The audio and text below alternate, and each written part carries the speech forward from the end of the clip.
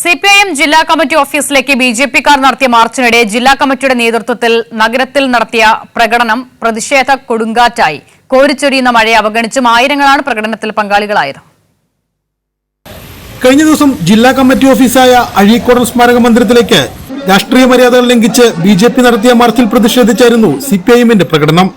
ജില്ലാ കമ്മിറ്റി ഓഫീസിൽ നിന്ന് ആരംഭിച്ച പ്രകടനം കോർപ്പറേഷൻ ഓഫീസ് പരിസരത്ത് സമാപിച്ചു. സമാപന പൊതുയോഗം ജില്ലാ സെക്രട്ടറി കെ.വി. അബ്ദുൽ ഖാദർ ഉദ്ഘാടനം ചെയ്തു.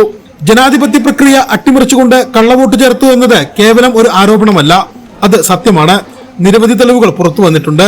ജനാധിപത്യപരമായി മത്സരിച്ചാൽ ജയിക്കില്ലെന്നുറപ്പുള്ളതുകൊണ്ട് എവിടെ നിന്നൊക്കെയുള്ളവരെ വോട്ടർ പട്ടികയിൽ തള്ളിക്കയറ്റിയിരിക്കുന്നുവെന്നും ഇതിന്റെ പേരാണോ ജനാധിപത്യമെന്നും സിപിഐഎം ജില്ലാ സെക്രട്ടറി കെ.വി. അബ്ദുൽ ഖാദർ ചോദിച്ചു.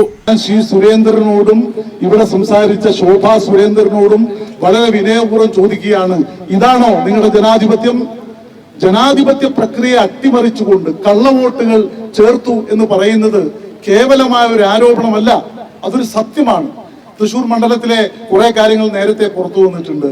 നാട്ടിക നിയമസഭാ മണ്ഡലത്തിൽ ബിജെപിക്ക് സ്വാധീനമുള്ള ഒരു ബൂത്തിൽ ഈ 17 വോട്ട് മാത്രമല്ല, ഏതാണ്ട് 79 വോട്ടുകൾ കള്ളവോട്ട് ഇതേ ബൂത്തിൽ ചേർത്തിരിക്കുകയാണ്.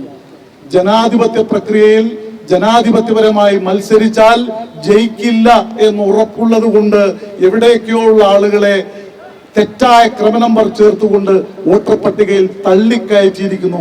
ഇതിന്റെ പേരാണോ ജനാധിപത്യം? ഇതിനെയാണോ ശ്രീ കെ സുരേന്ദ്രനും ശ്രീ ശോഭാ സുരേന്ദ്രനും കുമ്മനം രാജശേഖരനും രാജീവ് ചന്ദ്രശേഖരനും ഒക്കെ ന്യായീകരിക്കുന്നത്? നിങ്ങൾക്ക് എന്ത് പറയാനുണ്ട്? ഭരണഘടനാ വിരുദ്ധമായി വോട്ടവകാശത്തെ അട്ടിമറിച്ചതിലും കന്യാസ്ത്രീകൾക്കെതിരെ നടന്ന അക്രമങ്ങൾക്കെതിരെ മൗനം പാലിച്ച കേന്ദ്ര സഹമന്ത്രി സുരേഷ് ഗോപിയുടെ നിലപാടിലും പ്രതിഷേധിച്ചാണ് കഴിഞ്ഞ ദിവസം സിപിഐഎം MP ഓഫീസിലേക്ക് മാർച്ച് നടത്തിയത്. ഇതിൽ പ്രതിഷേധിച്ചായിരുന്നു ബിജെപി പ്രവർത്തകർ സിപിഐഎം ജില്ലാ കമ്മിറ്റി ഓഫീസിലേക്ക് രാത്രി മാർച്ച് നടത്തി തീപ്പന്തമെറിഞ്ഞത്. കൈരളി ന്യൂസ്, തൃശൂർ.